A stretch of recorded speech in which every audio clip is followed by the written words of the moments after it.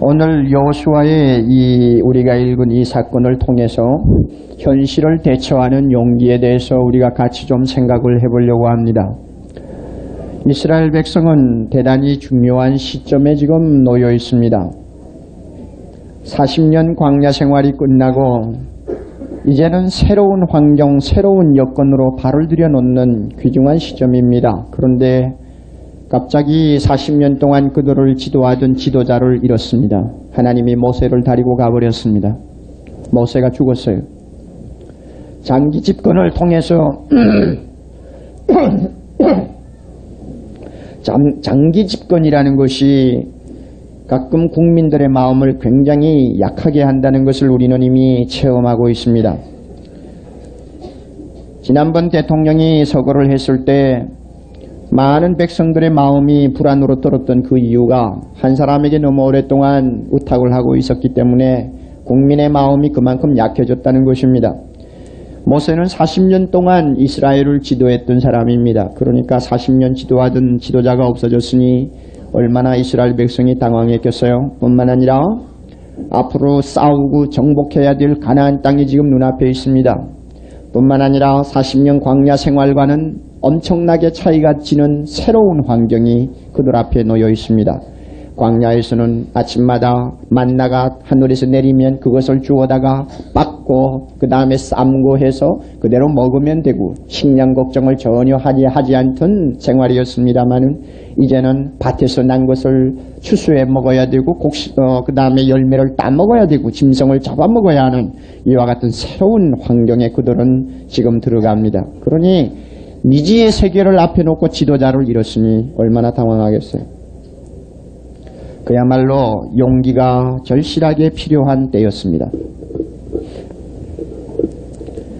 우리 역시 중요한 시점에 들어와 있습니다. 참으로 용기가 없이는 대처할 수 없는 어려운 시대를 우리 앞에 두고 있습니다. 1982년 365일 안개가 자욱이 끼인 골짜기와 같이 전혀 앞을 내다볼 수 없는 불투명의 내일입니다.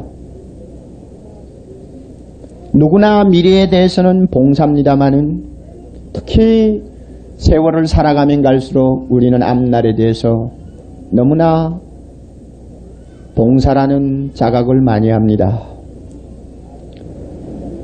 알리스테어 쿡이라고 하는 사람이 쓴 아메리카라는 책이 요즘 번역되어서 많은 사람이 읽고 있습니다마는 그 책에서 저자가 지적했던 것과 같이 1940년대 말에 미래를 점치는 많은 미래학자들이 쓴 책들을 오늘에 와서 검토해보면 어느 한 책도 제대로 알아맞힌 책이 없다는 것입니다. 예를 들어서 광대한 식민지를 가지고 부를 누리던 영국과 불란서가 붕괴하리라고 예측한 저자는 하나도 없었고 러시아가 중동이나 아프리카에 진출해가지고 세계의 판도를 바꾸어 놓으리라고는 전혀 아무도 예측하지 못했습니다.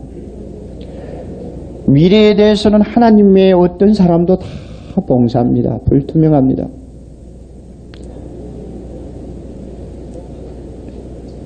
더욱이 우리는 경제적인 침체 속에서 허우적거리고 있습니다. 국제 간의 긴장은 자꾸만 고조되어 갑니다. 핵탄두는 제한 없이 비축하는 상황에 놓여 있고 이제는 공산주의나 민주주의니 하는 이런 이념 대립보다도 생존 대결이라고 하는 새로운 각도로 국제관계가 형성이 되어가고 있는 숨막히는 환경입니다. 뿐만 아니라 우리가 이미 신문지상을 통해서 전문적인 잡지를 통해서 자주 봅니다마는 반도체나 DNA라고 하는 생명공학을 통해서 앞으로 로봇이나 복제인간이 정말로 인간을 공포의 도가니로 몰아넣을 위기도 얼마든지 우리 앞에 상상할 수가 있습니다. 개인의 인격이라는 것은 여지없이 말살되고 그의 초인간적인 어떤 능력을 가진 인간이 나타나서 세계를 단일 국가로 만들 수 있는 그러한 가능성도 얼마든지 있는 것이 오늘날 우리 앞에 놓여있는 현실입니다. 어제의 질서가 내일에 무너지고 전날의 가치관이 그 다음 날의 휴지가 될 수 있는 그러한 급변하는 세계 속에서 우리는 충격을 받고 있습니다. 토플러라고 하는 미래학자가 쓴 책을 보면 과거에는 수백 년 혹은 수십 년 안에 서서히 일어나던 변화가 이제는 1년 안에 전부 다 일어납니다. 그러니 그 빠른 변화의 쇼크 앞에 그 어느 인간도 당황하지 아니할 수 없을 만큼 우리의 삶은 숨막히는 상황에 놓여 있습니다. 마치 창을 잡은 원주민이 밀려오는 탱크를 바라 넋을 잃고 바라보듯이 오늘 우리는 예측하지 못하는 방향으로 계속 변화되어가는 우리 앞날을 바라보고 세계를 바라보고 우리는 넋을 잃고 지금 쳐다보고 있는 상황입니다. 과연 용기가 필요한 시대입니다. 어떻게 대처해 나갈 것인지 용기가 필요한 시대입니다. 너나 할 것 없이 하나님이 주시는 용기를 갖지 아니하고는 버틸 수가 없는 현실입니다. 시리에 빠져있는 이스라엘 백성을 하나님은 찾아오셨습니다. 하나님이 여호수아를 찾아오셨어요. 하나님이 내방하신 것입니다. 하나님이 내방하시는 것은 항상 그때가 적시적답니다. 더 이른 법도 없고 더 늦은 법도 없어요. 꼭 필요할 때 하나님은 찾아주십니다. 우리가 성경을 읽다가 갑자기 눈이 열린다든지 우리가 하나님의 말씀을 듣다가 갑자기 크게 깨달음을 받는다든지 하나님의 진리에 우리의 마음의 빛이 밝아졌을 때 하나님이 찾는 것입니다. 꼭 필요할 때 하나님이 우리를 찾아줍니다. 여호수아를 찾아오신 하나님은 그 메시지가 간단했습니다. 임마누엘입니다. 하나님이 너와 함께하마. 내가 너와 함께하마. 그리고 떠나지 않고 너를 버리지 않겠다. 모세에게 내가 함께한 것을 너가 40년 동안 보지 않았느냐. 그와 같이 나도 너와 함께하마. 고로 강하라. 담대하라. 두려워 말라. 놀라지 말라. 너의 평생에 너를 당할 자가 없으리라. 너의 평생에 너를 당할 자가 없으리라. 여호수아는 하나님이 방문하셔서 하시는 말씀을 들을 때 그는 알았습니다. 뭘 알았느냐? 하나님이 누군가를 그는 너무나 잘 알고 있었습니다. 온 천지를 창조하신 하나님, 애굽의 모든 신들이 달려들어도 당하지 못하는 신 중의 신이요, 전능하신 구원자요, 사랑의 아버지시요, 거룩하신 통치자시요, 그 절대자 되신 하나님이 누군지 여호수아는 잘 알았어요. 그 하나님이 여호수아와 함께 하시겠다고 하는 데는 모든 두려움이 한순간에 다 사라지고 말았습니다. 그는 믿었어요. 하나님의 말씀을 믿었어요.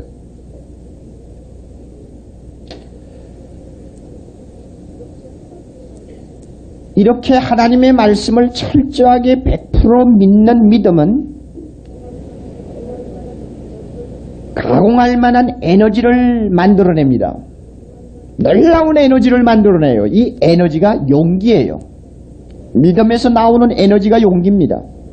얼마만큼 강한 에너지냐? 하나님만큼 강하고 능력 있는 에너지입니다. (1982년을) 맞이한 우리들에게 오늘도 하나님은 말씀을 통해 찾아옵니다. 내가 너와 함께하마.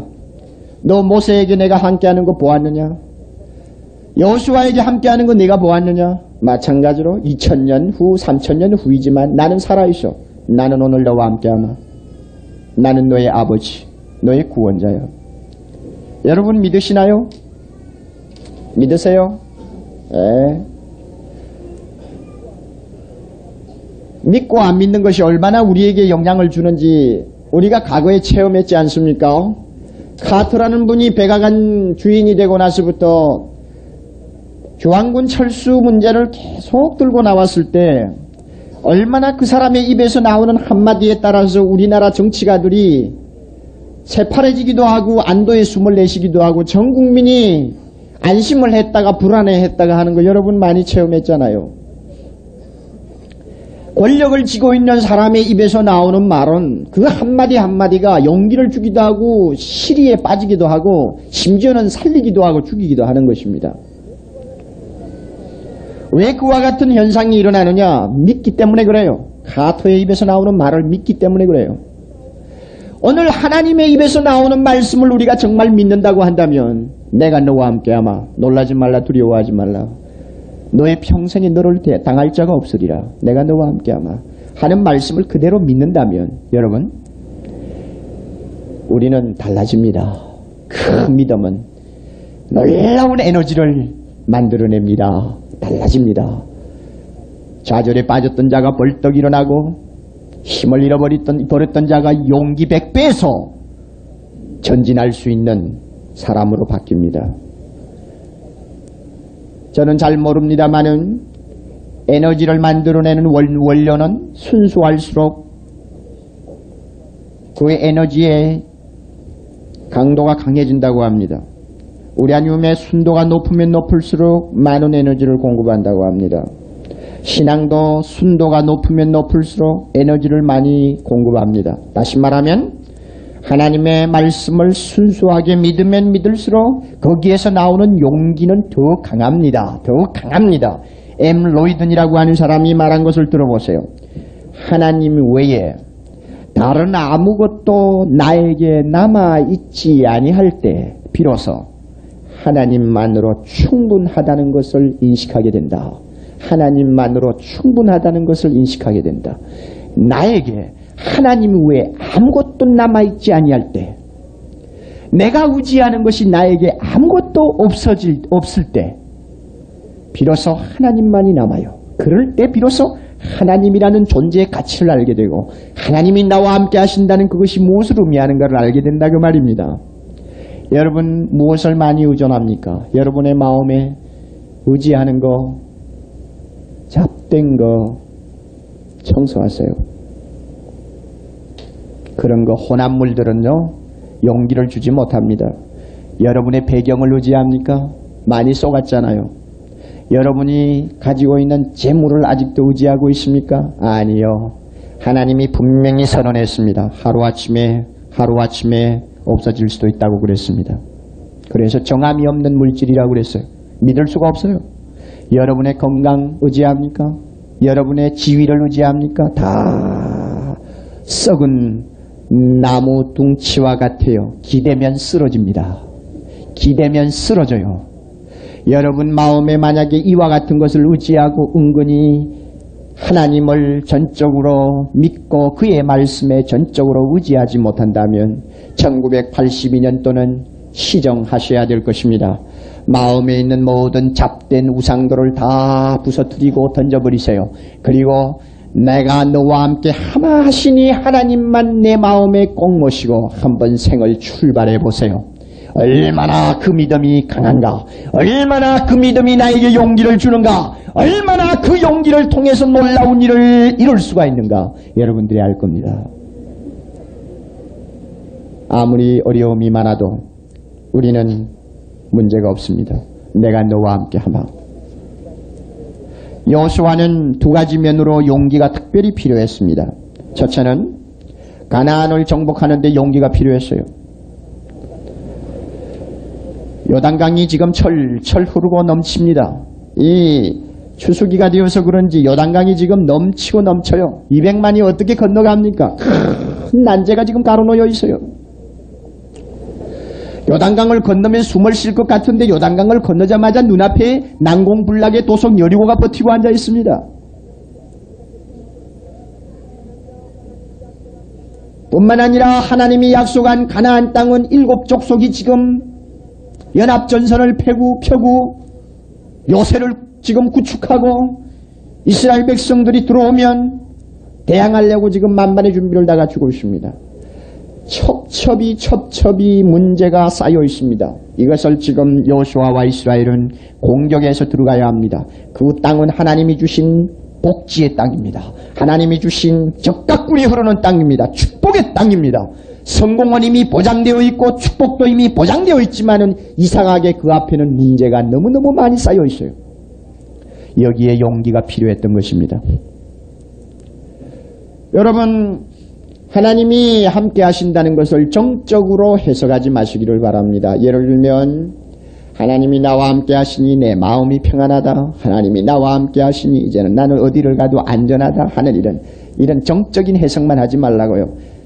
하나님이 함께 하신다는 신앙은 그런 수면제 역할만 하는 거 아니에요. 자장가만 아니에요. 성경을 오히려 더 검토해 보면 하나님이 함께 하신다는 것은 굉장히 동적입니다. 공적을 알리는 나팔 소리와 같아요. 하나님이 함께 하신다고 하는 그 하나님의 약속은 일종의 바디가드가 아니에요. 행동하시는 하나님이 함께 하신다는 말이요. 명령하시는 하나님이 함께 하신다는 말이요. 전략을 제시하는 하나님이 함께 하신다는 말이요. 비전을 제시하고 강을 가르고 여리고성을 무너뜨리는 하나님이 함께 하신다는 말입니다. 그러니 이렇게 행동하는 하나님이 함께 하신다고 할 때 그 하나님과 함께 하는 자가 가만히 앉아 있을 수가 없어요. 도전하게 되어 있습니다. 행동하게 되어 있습니다.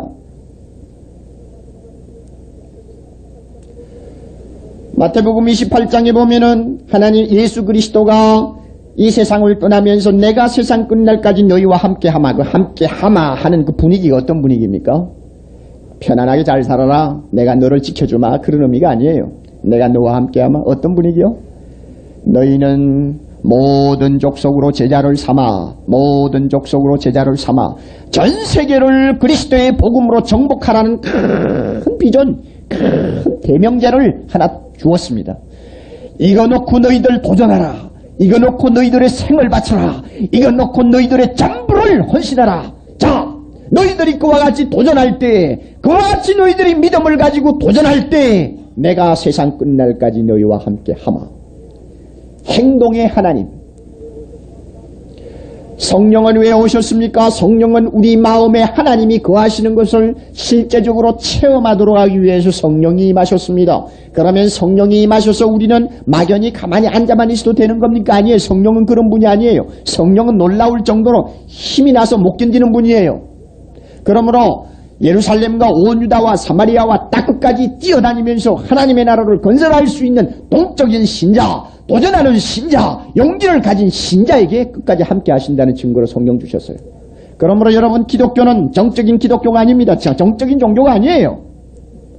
명상이나 하고 날마다 산꼭대기에서 날마다 깊은 어떤 사색이나 하는 그런 종교가 아니에요. 기독교는 정복의 종교요, 도전의 종교요, 행동의 종교요.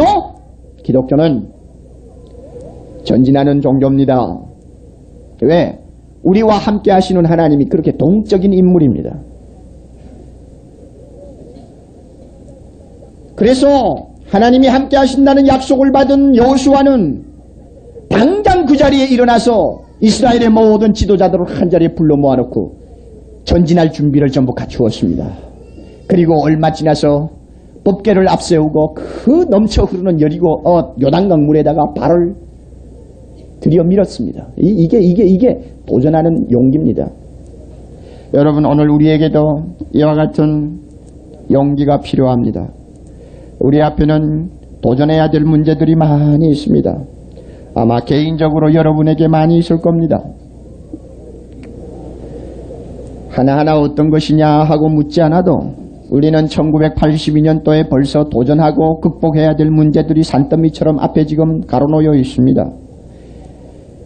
어떤 사람에게 하나님이 함께 하시느냐? 도전하는 용기를 가진 자에게 하나님이 함께 하십니다. 하나님이 함께 하시는 자는 그런 용기를 갖습니다. 히브리서 13장 6절, 주는 나를 돕는 자시니 내가 무서워 아니하겠노라. 사람이 내게 어찌하겠느냐? 시편 31편 24절에 강하고 담대하라, 여호와를 바라는 너희들아. 잠언 24장 16절, 대저 의인은 7번 넘어질지라도 다시 일어나려니와. 보세요. 의인이 누굽니까? 하나님이 함께하는 자가 의인입니다. 의인은요, 안 넘어지나요? 아니요. 넘어지기도 잘해요. 한 번 도전해가 안 되면 쓰러져요. 또 일어나요. 또 도전해요. 또 쓰러져요. 7번 도전했다가 쓰러져도 또 일어나는 것이 의인이라고 했습니다. 이 도전하는 용기를 가진 인간이 의인이란 말이에요. 하나님의 자녀요. 1981년도에 나는 수없이 내가 하고 싶은 일을 해보았지만 번번이 실패하고 번번이 나는 좌절을 당했다. 이제는 겁이 난다. 움직이기도 싫어. 여러분, 그 사람은 용기가 없는 사람이에요. 하나님이 나와 함께 하신다고 하는 용기를 못 가진 사람이에요. 한 번 쓰러졌다고 그것이 실패를 의미하는 것은 아닙니다. 한국 사람들은 좀 그런 데가 있어요. 한두 번 실패하면 망하는 줄 알아요. 그런 좁은 견목을 가지고는 아무것도 못합니다. 의인은 7번이라도 쓰러진다고 했습니다. 그러나 의인이 다른 점이 뭐냐? 하나님이 나와 함께 하시니 반드시 나는 이긴다. 다시 8번째 일어나는 것이 의인입니다. 이스라엘 땅은 적각 꿀이 흐르는 아름다운 땅입니다. 하나님의 축복이 완전히 보장되어 있는 땅입니다. 1982년도 우리 앞에 펼쳐진 땅도 가나안 땅과 같습니다. 축복의 땅이요. 우리가 전진하는 앞날은 비록 모든 것이 불투명하고 답답하고 너무나 급속한 변화 속에서 요지경처럼 돌아가는 것처럼 보이지만은, 그러나 신자가 걸어가는 길은 축복의 길입니다. 왜냐하면 하나님이 함께 하시는 길이 날마다 저주만 받는 길이라고 하면 이건 야단나죠. 영적으로도 축복의 길이요, 육적으로도 하나님께서 은혜를 주시는 길입니다. 그러므로 도전하면요, 하나님께서 문제를 극복하게 하세요. 스가랴 보고 하나님께서 말씀하신 거 기억나세요? 4장 6절 7절 만군의 여호와께서 말씀하시되 이는 힘으로 되지 아니하며 능으로 되지 아니하고 오직 나의 신으로 되느니라. 큰 산아 내가 무엇이냐? 내가 스룹바벨 앞에서 평지가 되리라. 산이 지금 가로막아 있어요. 그러나 내가 뭐야? 하나님이 나와 함께 하시는 내가 뭐야? 도전하고 도전하면 그 큰 산도 평지가 되리라. 그리고 그 다음에 하나님이 안겨주시는 승리가 있습니다. 그 다음에 하나님이 안겨주시는 형통이 있습니다. 성공이 있습니다. 여러분 이것을 믿으시나요? 1982년 벌써부터 일이 쭈그려가지고 들어가면 안 돼요. 가슴을 펴세요. 하나님이 나와 함께 하시는데 비록 내가 수없이 실패했다고 할지라도 겁날 것 하나도 없어요. 결국은 축복이요. 결국은 가나안의 정복입니다. 우리 한국 사람들은 개성이 조금 그런 데가 있어요. 평화를 사랑한다는 말은 좋지만은 어떤 때는 약자기 때문에 그런 말을 강조하는 경향도 있어요. 4,000년의 역사를 가진 대한민국이 날마다 조그마한 땅덩어리 안에서 갇혀가지고 울을 치고 살 때에 200년밖에 안 되는 미국은 배를 타고 강화도 옆에서 들어와가지고 공공연히 도전을 할 정도로 적극적이었습니다. 안 그러겠어요? 날마다 부처 앞에서 명상이나 하고 날마다 절이나 하고 날마다 이루는 백성하고 온 우주를 정복하라고 명령하신 하나님을 믿는 서양 사람들하고 상대가 되겠어요? 정신이? 상대가 안 되죠. 그래서 한국 속담에 제가 신문을 보니까 그런 말이 있더군요. 대나무가 되려거든 죽창이 되지 말고 피리가 되라고 하는 말이 한국 속담이라고 그래요. 그러나 로마 속담에는 뭐라고 그래요? 쇠가 되려거든 울리는 종이 되지 말고 쇠창이 되라고 그래요. 쇠창이. 그러니 피리가 되라는 한국말하고 쇠창이 되라고 하는 서양말하고 놓고 볼 때 어디가 더 적극적이고 어디가 더 용기가 있어요?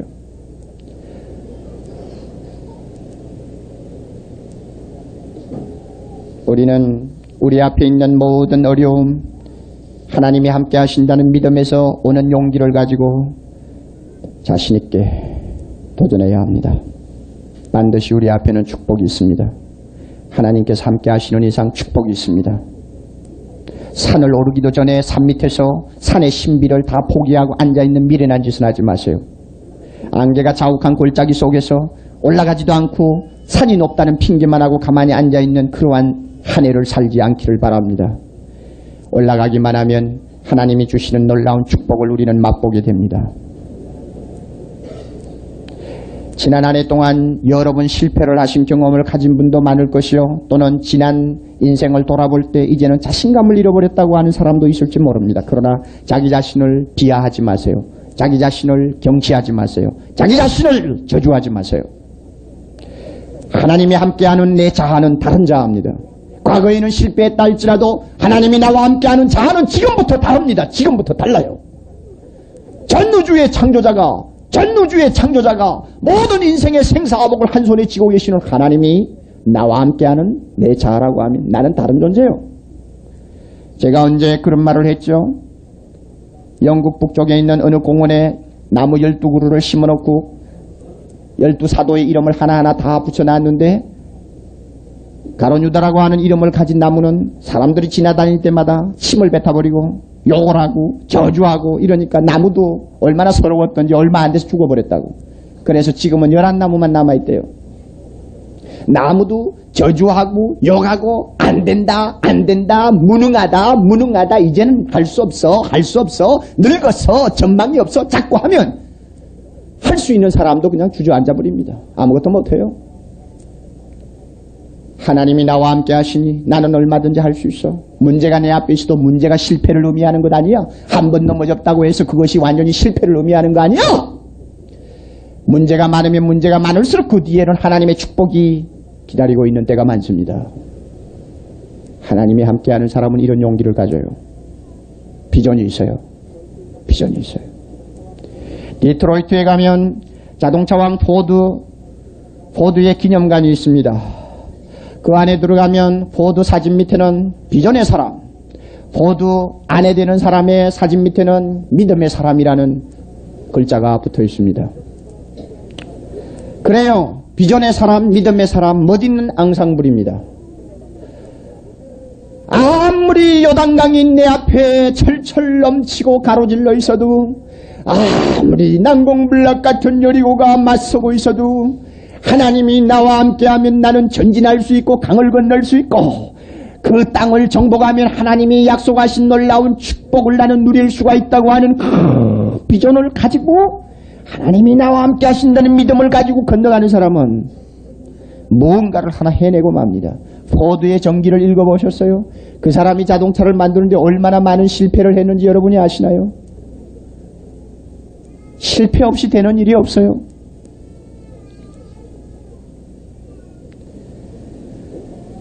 도전하세요. 여러분 생을 도전하세요. 2년 동안 멋있게 하면 도전하세요.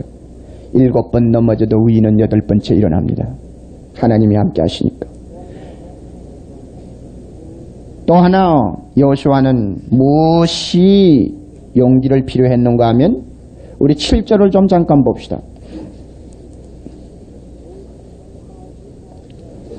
오직 너는 마음을 강하게 하고 극히 담대히 하여 나의 종 모세가 내게 명한 율법을 다 지켜 행하고 좌로나 우로나 치우치지 말라. 그리하면 어디로 가든지 형통하리라.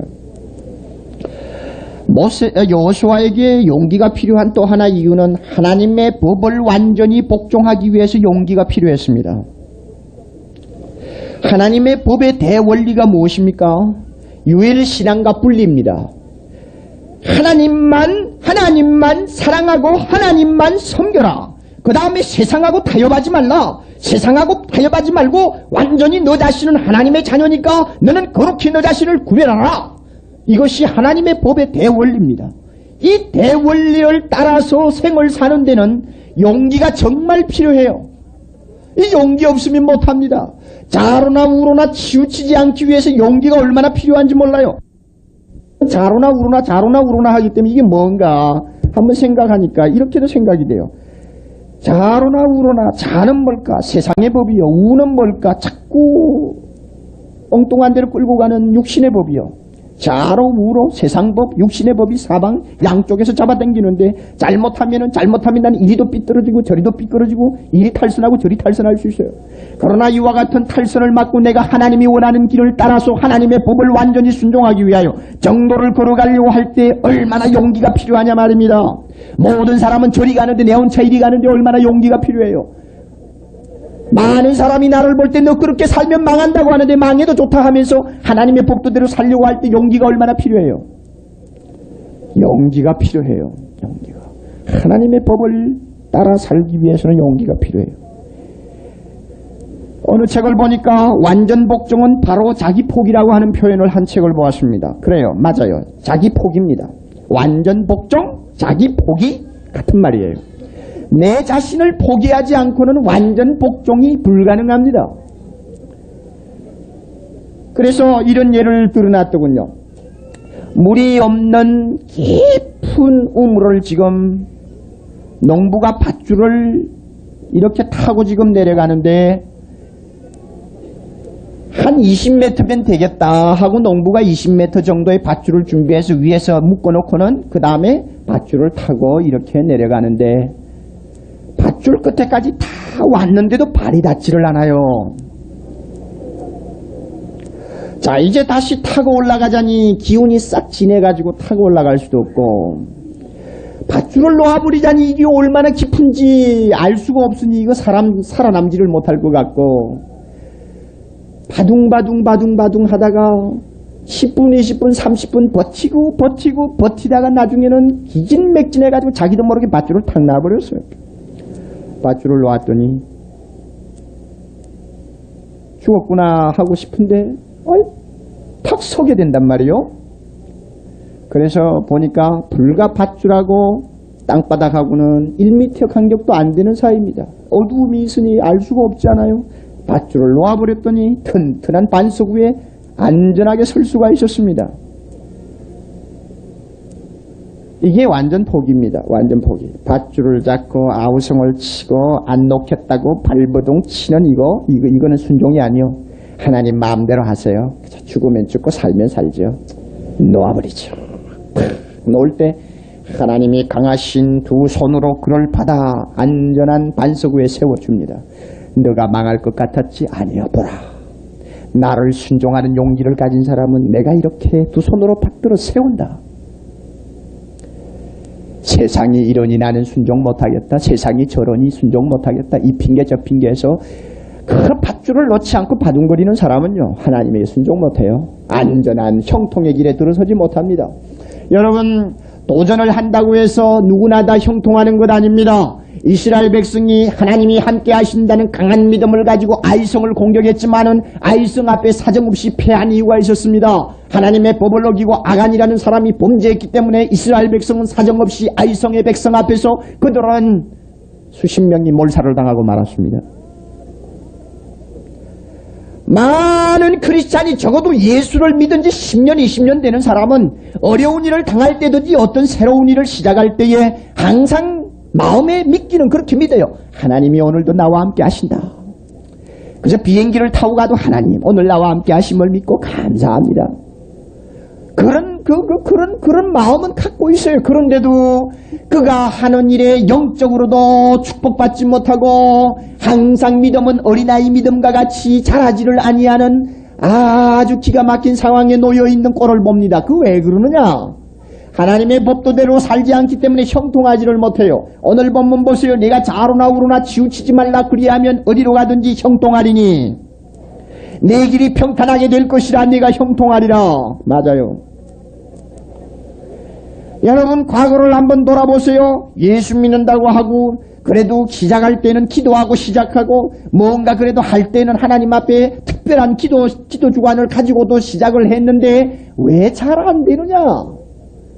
왜 잘 안 될까?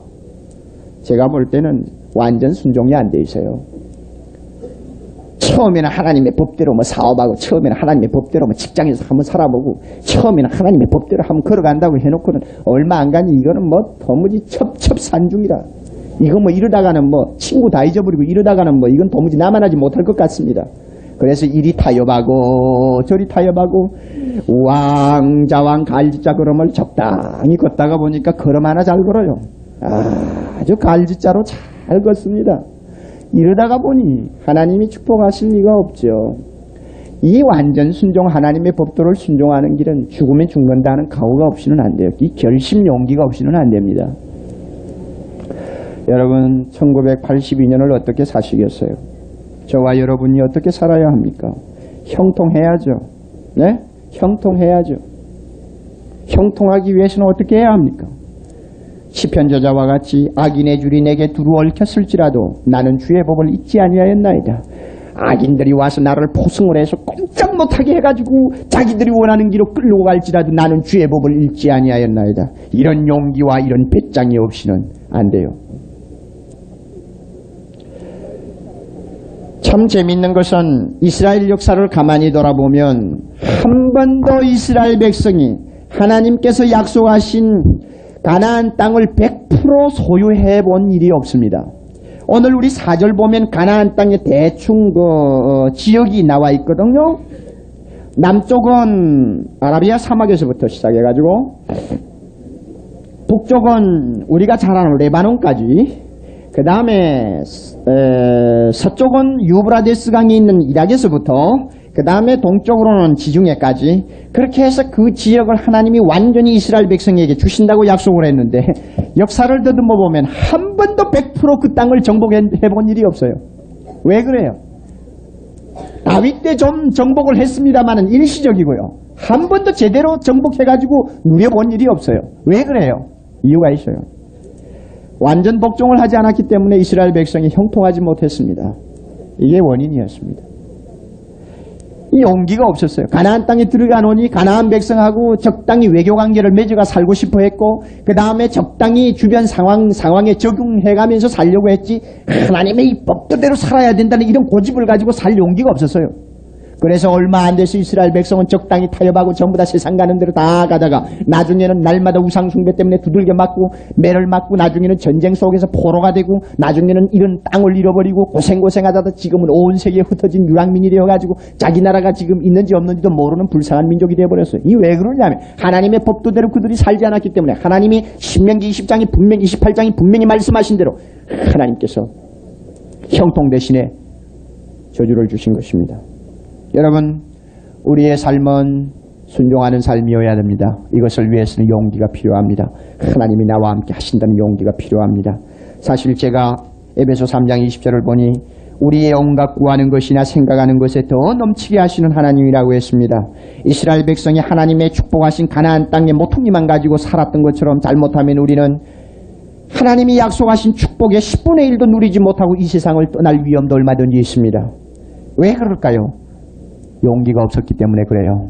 믿음이 주는 용기가 없었기 때문에. 문제 앞에서 두려워하고 순종하기를 두려워하고 비겁한 생활을 했기 때문에 하나님이 약속하신 축복의 모퉁이밖에 모르고 이 세상을 참 초라하게 살다가 끝날 수도 있습니다. 저와 여러분은 이와 같은 삶을 살아서는 안 됩니다. 1982년이 아무리 어려운 해라 할지라도 하나님이 나와 함께 합니다. 하나님이 우리와 함께 합니다. 우리는 그분과 함께 시작하고 그분과 함께 걸어갈 것입니다. 우리는 그분과 함께 아름다운 결과를 얻을 것입니다. 이것이 1982년 믿음을 가지고 용감하게 전진하는 자에게 우리 하나님의 약속과 축복은 엄청나게 큽니다. 우리 모두가 이 축복을 받는 한 해가 되기를 주님의 이름으로 축원합니다. 다 같이 기도하십시다.